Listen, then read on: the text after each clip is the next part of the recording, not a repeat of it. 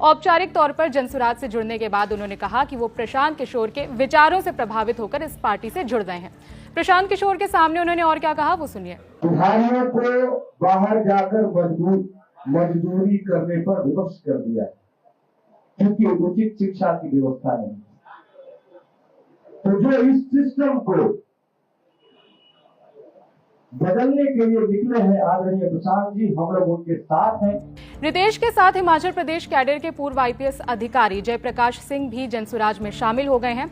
जयप्रकाश साल 2000 बैच के आईपीएस अधिकारी हैं। पार्टी ज्वाइन करने से पहले उन्होंने हिमाचल प्रदेश में एडीजी के पद से इस्तीफा दिया था। उनका रिटायरमेंट 31 जुलाई 2027 को होना था, लेकिन उन्होंने उससे पहले ही वीआरएस ले लिया।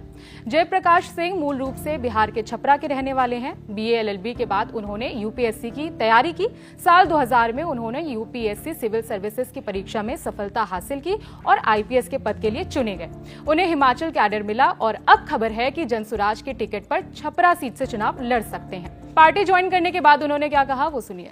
जहाँ तक सुराज की बात है, जैसे ही इस अभियान का शुरुआत प्रशांत किशोर जी ने किया, मैं उसी समय से मैं फॉलो करने लगा और अभियान जैसे जैसे बढ़ने लगा, मुझे महसूस होने लगा कि संभवतः यह एक युगांतकारी घटना है और बिहार में एक नई शुरुआत हो रही है।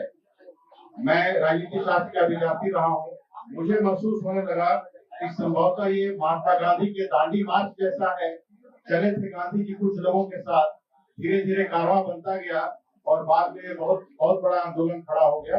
पार्टी से जुड़ने के बाद प्रशांत किशोर ने दोनों का स्वागत किया। कहा कि जो लोग बिहार की खराब व्यवस्था से जुड़कर आगे बढ़े हैं, हम उनका सम्मान करते हैं और उन्हें प्राथमिकता देते हैं। दोनों साथियों का, जेपी सिंह साहब का और रितेश पांडे जी का हृदय से हम लोग धन्यवाद कर रहे हैं। जेपी सिंह जी के बारे में आपको जो बताया गया, उसमें एक दो बात मैं ऐड करना चाहूंगा, फिर वो अपना परिचय देंगे। जनसुराज में हम लोग जो सबसे ज्यादा जिस बात को महत्व देते हैं कि वो लोग जिन्होंने इसी बिहार की व्यवस्था से लड़कर अपने जीवन में कुछ हासिल किया है, उनको हम लोग सबसे ज्यादा उनका सम्मान करते हैं। जेपी सिंह जी एकमा के सरकारी विद्यालय में पढ़े हैं और बता रहे थे कि मैट्रिक तक छपरा भी भैया हम लोग कभी नहीं आए थे। फिर पटना कॉलेज आए और आर्थिक स्थिति परिवार की ऐसी थी कि आगे पढ़ने की भी व्यवस्था नहीं थी, तो इन्होंने सेना में नौकरी की। सेना में नौकरी करके उसके बाद एयरपोर्ट अथॉरिटी में नौकरी की और फिर आईपीएस में 59th रैंक इंडिया में